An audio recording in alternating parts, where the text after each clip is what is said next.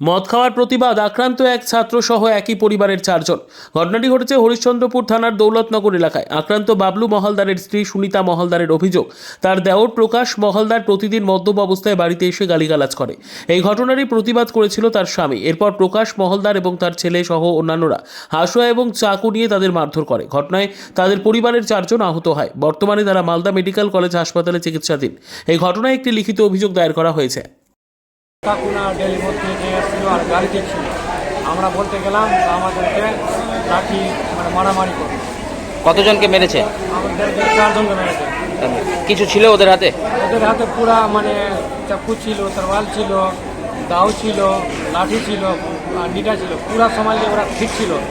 Daily মধ্যে আসছে, আমরা কথা বলছি, বাড়িতে কথা বলছি বা ভাইরাকে পড়াচ্ছি, তো গালিগুলো হচ্ছে। তো ওকে বললাম কি ডিস্টার্ব করিস না, ওরা হচ্ছে ওদের তো নোংরা কথা বলিস না। তো ওটা বলছিলাম ডেলি, তো ওরা প্ল্যান করে নিয়েছিল মারার জন্য।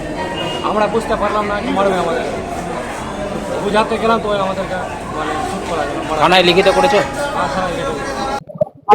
আর কি না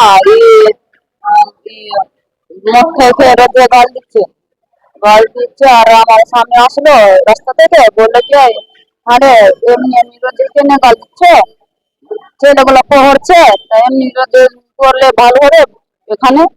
বস এমনি ধরে নিল, আর তরোয়াল ছিল, তরোয়ালটা ঝেড়ে দিল, এখানে পোখাতে লেগে গেছে, এখানে লেগেছে।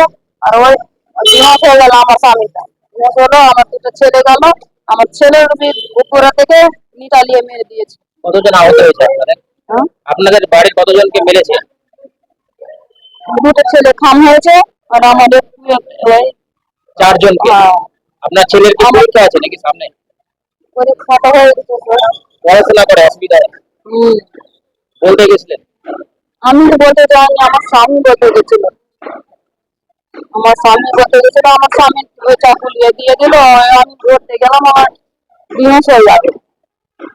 ব্যুরো রিপোর্ট, উত্তর বাংলা সংবাদ।